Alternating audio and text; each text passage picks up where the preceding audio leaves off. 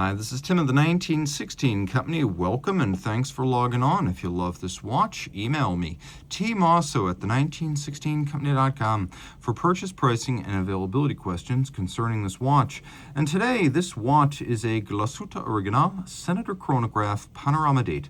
The original model, that was the core of the line, was launched in 2014, but this variant in steel with white and black contrasted dial came out in 2018. The watch is 42 millimeters in diameter in steel, 14.8 millimeters thick from lug tip to lug tip. It's 48.8 with a 21 millimeter spacing in between the lugs. It's on a lovely calfskin strap, but it is very thick cut, and they have not shorted you the leather, so it's not broken in yet. As a result, I'm pulling it a little tight, I'm constricting my wrist, and I'm somewhat skewing perception of the fit. But my wrist is 16 centimeters circumference. If you just look at the location of the lugs, you can see I've got no problem wearing this, so I can recommend this for a wrist my size or larger, 16 centimeters circumference and up. It's not thick, but it's not thin. It'll fit underneath a jacket cuff, maybe not the tightest of dress sleeves.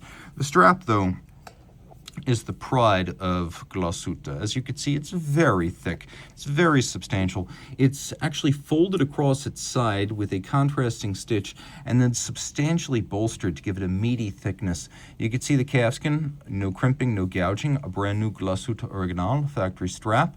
And then we roll around and we find we got a buckle here, and it's a steel buckle with a combination of satin and polish. We pop it open.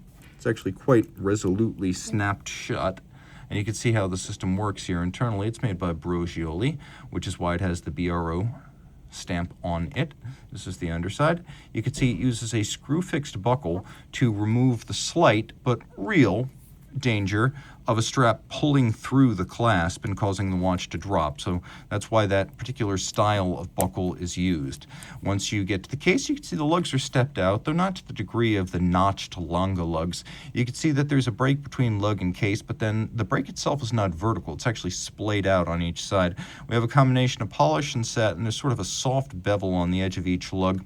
We've got vintage-inspired oblong chronograph pushers, and surprisingly, a screw-down crown, because this watch is 100 meters water resistant. Put it on a water resistant strap and yeah, you can swim with it. We've got a little bit of a concave to the bezel profile and a cambered domed crystal over a white lacquer dial with black accents, and we have a broadsword, or maybe these are more like kite style hands with a Geo counterweight logo for the Lancet style chronograph seconds. I'm going to show you the lume because there is lume, though it's a black variant of Luminova. As a result, it is very faint, though they did lume the chronograph second stand. Jumping back to the dial, you can see we've got a nice bilateral symmetry. It's almost completely symmetrical from side to side, the one exception being that there's a very tiny power reserve indicator that lives inside the running seconds display over at 9 o'clock. And then we've got the double-digit flush disc date that has a little pusher corrector externally. And that's how you correct the date there. Now we'll pull the crown out, and you can see that as I wind the watch, that little power reserve indicator transitions from white to black, and when fully energized, the watch has a 70-hour power reserve. It's also automatic winding, so you don't need to do this. Pull the crown out, you activate hacking or stop seconds. You can set the watch to a reference time, and this is a flyback chronograph, which means you can reset and restart without first stopping, which is great for timing things that occur in rapid succession.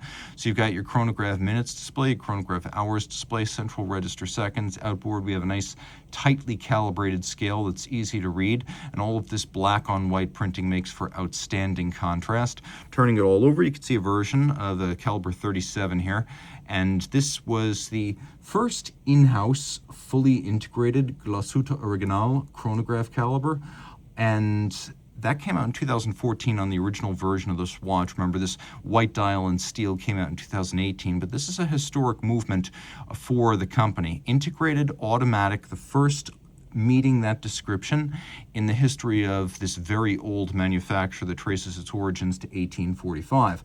There's a lot to love. You can see that it is a column wheel style chronograph and that the column wheel is visible. Less obvious is that it is an oscillating pinion clutch, which is a type sort of micro meshing lateral clutch that could fool you into thinking it's a vertical clutch because it has no extraneous motion when you start it up.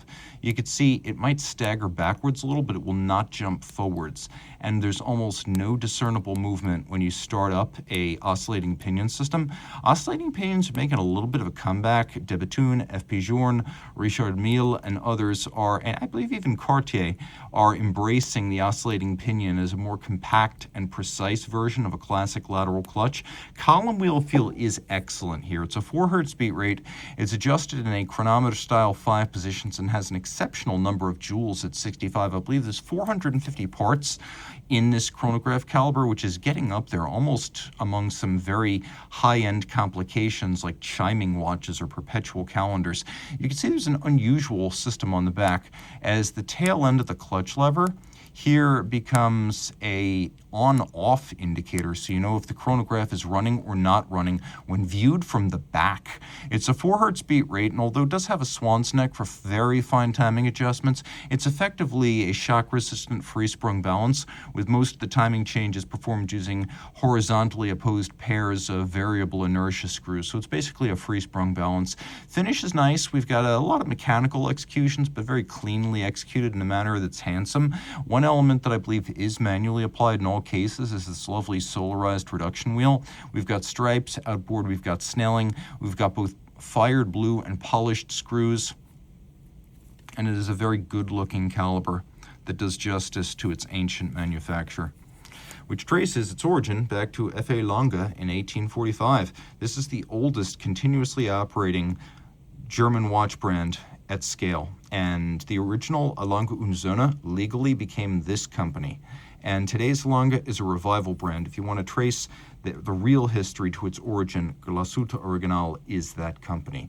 So this is a great watch, an everyday watch, what I would call an all-arounder rather than a dress watch or a sports watch. So reach out to Team Mosso at the 1916company.com for purchase and pricing details.